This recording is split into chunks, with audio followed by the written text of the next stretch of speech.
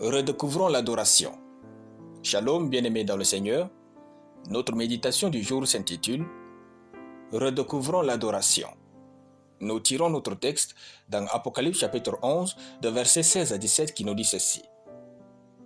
Et les 24 vieillards qui étaient assis devant Dieu sur leur trône se prosternèrent sur leurs faces et ils adorèrent Dieu en disant « Nous te rendons grâce, Seigneur Dieu Tout-Puissant, qui est et qui était, de ce que car tu as saisi ta puissance et pris possession de ton règne. » Alléluia.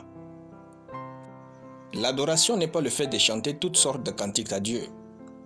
Dans le verset, les 24 vieillards n'ont pas chanté, mais le texte dit qu'ils ont adoré Dieu. Il dit qu'ils ont adoré en disant et non en chantant. C'était donc un profond échange à travers les paroles qu'ils prononçaient. Voici comment les 24 vieillards ont adoré Dieu.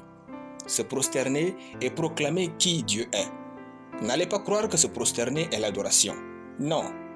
Se prosterner, lever les mains, se tenir debout sont des actions qui accompagnent l'adoration qui vient du cœur. L'adoration est ce moment où Dieu est Dieu dans notre vie. Raison pour laquelle, parfois, l'on dit que l'adoration est une vie. En fait, c'est ce moment où vous arrêtez tout pour Dieu et rien ne doit avoir de sens que Dieu est Dieu seul. Durant l'adoration, votre nom et votre position ne sont pas importants. Vos problèmes et vos voisins n'ont aucune place en vous. Pour vous, il n'y a que Dieu durant ce moment. Si vous réussissez à vous concentrer ainsi sur Dieu, vous offrirez toujours à Dieu la meilleure adoration de votre vie. L'adoration est l'attitude du cœur confessant par la bouche la souveraineté de Dieu. Cette attitude a poussé les vieillards à se prosterner.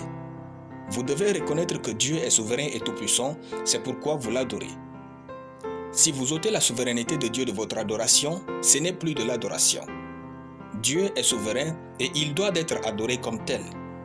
La position de notre cœur vis-à-vis de la souveraineté de Dieu est le point de départ de notre adoration. L'adoration est l'expression profonde de notre amour pour Dieu. Que vous entonniez un chant ou que vous vivez votre vie, dans l'adoration, ne retenez rien en vous.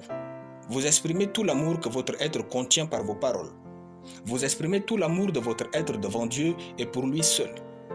Vous vous livrez à sa présence pour lui exprimer combien vous l'aimez profondément et énormément. Quand il s'agit de l'adoration, rappelez-vous toujours que ce n'est pas pour votre plaisir, mais celui de Dieu. La musique est juste un cadre idéal pour adorer, mais adorons. Alléluia. Nous allons prier. Merci Père souverain et tout-puissant pour ta parole dans mon cœur. Je déclare que je suis l'adorateur que Dieu cherche dans ma génération.